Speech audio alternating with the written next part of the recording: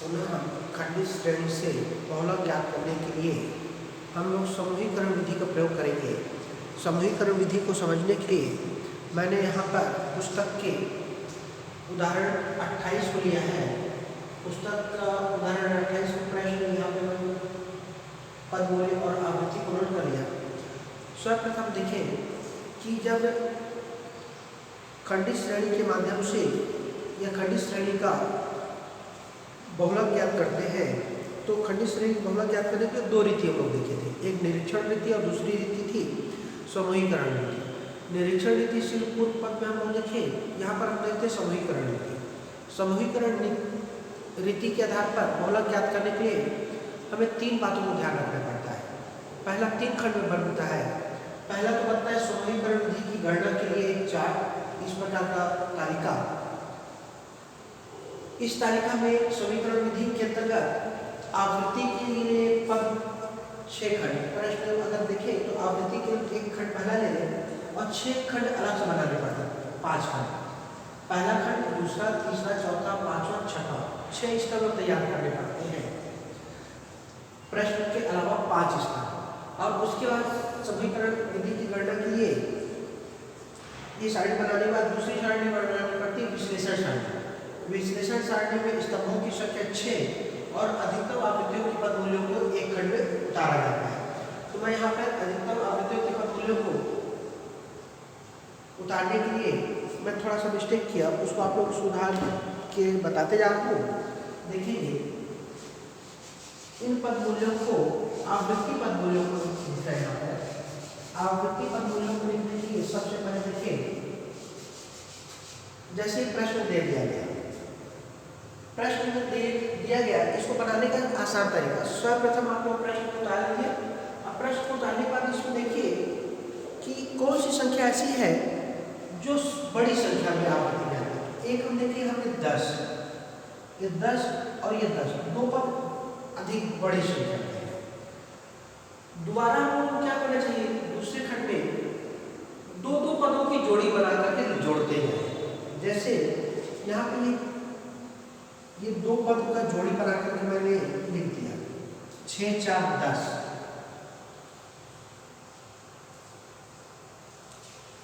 10 और 8 जोड़ दिए 18। 10 और 9 जोड़ा 19।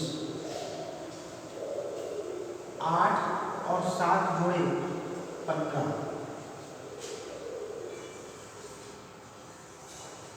तो अब देखें इन जोड़ियों के बाद दूसरे स्तंभ में देखें कौन से पद मूल्यों की संख्या आवृत्ति सबसे अधिक है, तो वो है ये 19। ठीक, पुनः तीसरे स्तंभ में पहले पद को छोड़ करके फिर दो दो की जोड़ी बनाई, अर्थात पहला पद छोड़ 4 छोड़ दिए 4, दूसरा और तीसरा पद का जोड़ी बनाए तो 6 और 8 14।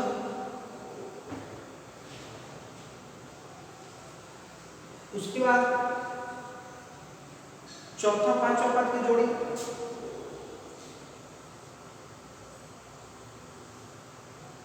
तो 10 और 9 19।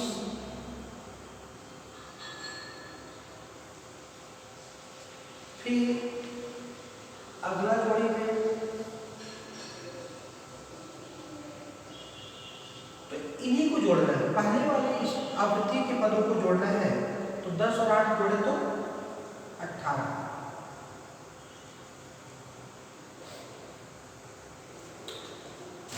फिर एक बच गया लास्ट 7 को छोड़ देना, दो दो की जोड़ी बनाए। तीसरे पद में 3 3 की जोड़ी बनानी है। शुरू के 3 पद तो 6, 4, 6 और 8, तो 3 पदों की जोड़ी बनाने के लिए 3 पद का संख्या करिए, यहाँ तक का जोड़ी जोड़ना है। तो 6, 4, 6, 10, 8, 18।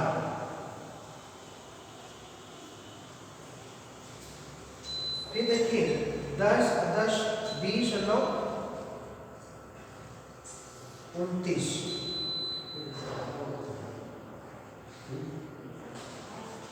फिर यहाँ पर देखिए 3 पद लेने के बाद शेष 2 पद शुरू में 3 पद, फिर बीच के 3 पद और लास्ट को जो बचा वो 2 पद बचे, इसलिए 2 पद को छोड़ देना है, अपने को इसमें उपयोग में नहीं लेना है। फिर आगे चले तो पहला पद छोड़ दिए और फिर 3-3 का जोड़ी बनाए, तो पहला पद छोड़ करके 3-3 का जोड़ी बनाए पर यहाँ तक गया। अब इस खंड में देखें तो 8 6 14 10 24 24 हो गया। फिर ये 3 पद छोड़ दिए तो ये 10 9 10 और 8 ये 3 पद लेंगे, तो इसके सामने भी यहाँ पे संकेत बना दीजिए कौन से पदों को लिया गया। तो 10 9 और 10 19 19 में 8 जोड़ दिए तो 27।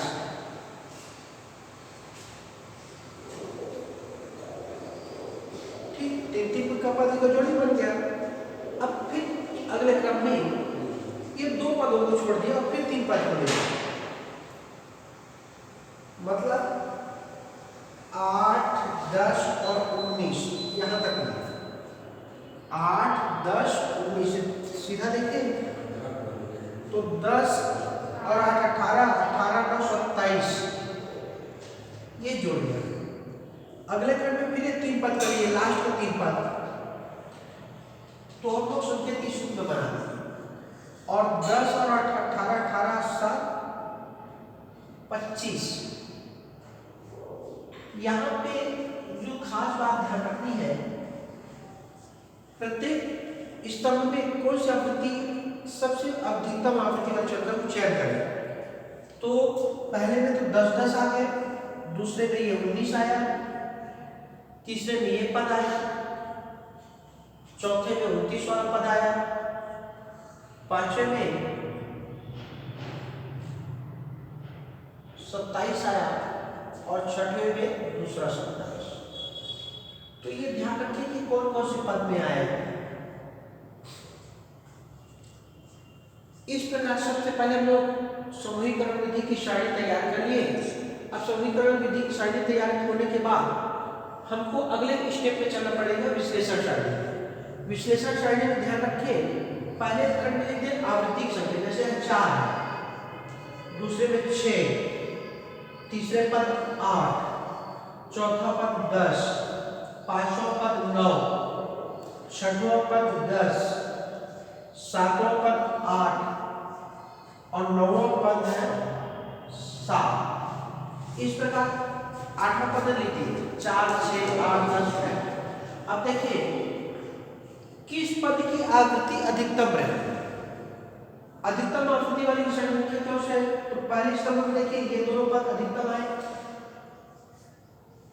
राइट का चिन्ह करके सकते हैं आप लोग, राइट का नहीं करना चाहते तो इसको राइट के बदले आप लोग नंबर लिख सकते हैं 1 2 3 4, ऐसा भी लिख सकते हैं या उसी पदमाला को भी लिख सकते हैं आप कि कौन सी पदमाला अधिकतम है। दोनों चीज़ों को प्रयोग आप लोग कर सकते हैं। जरूरी नहीं कि इसमें हर बार आप लोग संख्या ही लिखें, दोनों प्रयोग कर सकते हैं। कैसे कर सकते हैं, तो इसको इस रूप में बोले या थोड़ा सा सुधारू है। यहां पर जैसे मेरे मिस्टेक हुआ,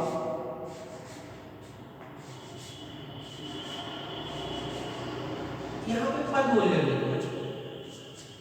क्या लिखा गया, अधिकतम आवृत्तियों वाले पद मूल्य।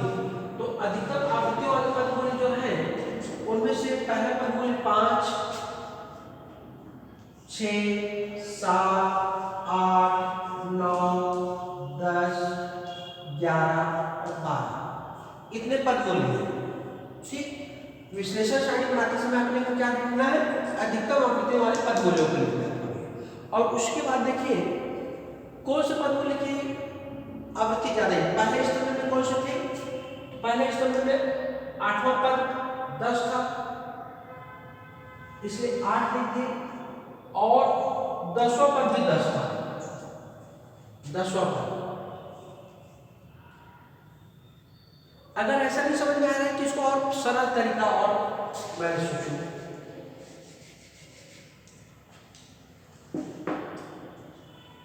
पहली आवृत्ति में सबसे अधिकतम, पहले स्तंभ में सबसे अधिकतम आवृत्ति वाले पद मूल्य कौन कौन से है? तो अधिकतम वाले ये 10 10 2, तो पहला वाला 10 किस में है? 8, और दूसरा वाला 10 10 में, तो उसमें राइट लगा देते हैं, पहले स्तंभ 8 में और 10। ठीक, दूसरे स्तंभ में देखिए सबसे अधिक आवृत्ति वाली संख्या 19 है, और ये 19 किसके योग से आई? तो ये 19, ये 9 और 10 पद मूल्य कौन से है? पद मूल्य 9 और 10, मतलब दूसरे स्तंभ में 9 और 10 का योगदान रहा, तो 9 और 10 के कारण वो दूसरे स्तंभ में 9 और 10 में राइट का चिन्ह है। ठीक, अब फिर से ध्यान दें, हम लोग तीसरे स्तंभ में जाते हैं। अब तीसरे स्तंभ की सबसे अधिकतम आवृत्ति वाली संख्या कौन सी है? 19। अब ये 19 किन दो पद मूल्यों की आवृत्तियों के जो योग से आया? पद मूल्य की आवृत्तियों के योग से आया, उन आवृत्तियों को नहीं ध्यान रखना है, उन पद मूल्यों को ध्यान रखना है। तो ये 19 जो आया वो किसके योग से आया? तो सामने देखिए 8 और 9, ये 8 और 9 पद मूल्यों की जो आवृत्ति थी 10 और 19, 10 और 9 इनको जोड़े तो 19 आया, अतः हमको 8 और 9 पद मूल्य मिले। तो यहाँ पे 8 पद मूल्य में तीसरे स्तंभ में 8वें पद मूल्य का योगदान था और 9वें। चौथे स्तंभ में जाए, चौथा स्तंभ में 29 अधिकतम संख्या है, तो 29 किस पद मूल्य में है ये देखिए, तो 29 को आगे देखिए, 29 फिर 8 9 और 10, मतलब 8 9 और 10 पद मूल्य की आवृत्तियों के योग से 29 आया था, अतः हमें ये 8 9 और 10 का योगदान था। तो चौथे स्तंभ में 8 9 और 10 पद मूल्य की आवृत्तियों के योग से अधिकतम आवृत्ति 29 प्राप्त हुई। पांचवें स्तंभ में जाए, पांचवें स्तंभ में 27 अधिकतम आवृत्ति है, तो 27 किन पद मूल्यों के से आया उसको देखिए। तो 27 को देखते समय हमको देखना पड़ेगा 9 10 और 11, 9 10 और 11 पद मूल्यों के जोड़ से 27 है। लास्ट देखिए छठवें उस स्तंभों की संख्या में, तो छठवें में जो है वो 27, तो 27 जो अधिकतम आवृत्ति है इसमें छठवें स्तंभ में, तो 27 के योगदान में कौन से पद मूल्य थे उसको ध्यान दें। तो 27 में अगर हम ध्यान से देखें तो 7, सीधे चले जाए 7 8 और 9, मतलब छठवें स्तंभ में 7 8 और 9 पद मूल्य वाले आवृत्तियों का योगदान रहा। इस प्रकार बोले कि कौन सी आवृत्ति अधिकतम बार इस पद मूल्यों में आई, उस संख्या को ध्यान रखें। तो जैसे हम लोग एक योग तालिका बनाए,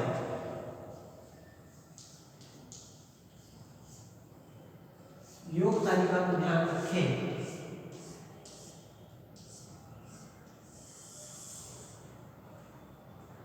डैश 1 2 3 4, यहाँ पे 1 2 3 4 5, यहाँ पे 1 2 3 4, यहाँ पे 1, ये दो खंड में कुछ नहीं है। अब देखिए अधिकतम आवृत्ति वाले पद मूल्य को जो योग है इसमें 9 पद मूल्य जो है उसकी अधिकतम आवृत्ति में प्रयोग हुआ 5 बार। ये तीसरा सारणी का विश्लेषण करें। इस विश्लेषण सारणी में अधिकतम आवृत्ति वाले पद मूल्यों में 9 पद मूल्य ऐसा था जिसकी आवृत्ति का अधिकतम बार प्रयोग हुआ, और वो प्रयोग कितनी बार हुआ? 5 बार हुआ। अतः हम बोलेंगे, अतः इस पद मूल्य वाली सारणी से बहुलक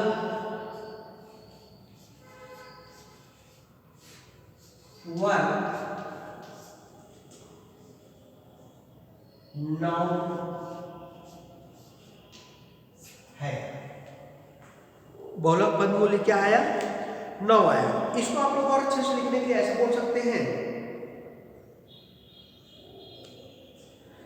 कि आवृत्तियों के उपयुक्त विश्लेषण से स्पष्ट है कि बहुलक पद मूल्य 9 है, क्योंकि इसकी आवृत्ति 12 बार सबसे अधिक, आवृत्ति 12 बार तक सबसे अधिक 5 बार भी, जबकि निरीक्षण के पद मूल्यों में,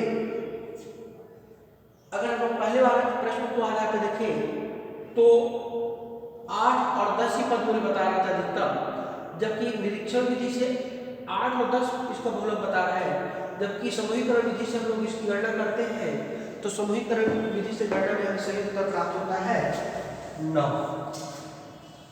इस प्रकार के प्रश्नों को बार बार बना करके आप लोग अभ्यास कार्य कर सकते हैं। धन्यवाद।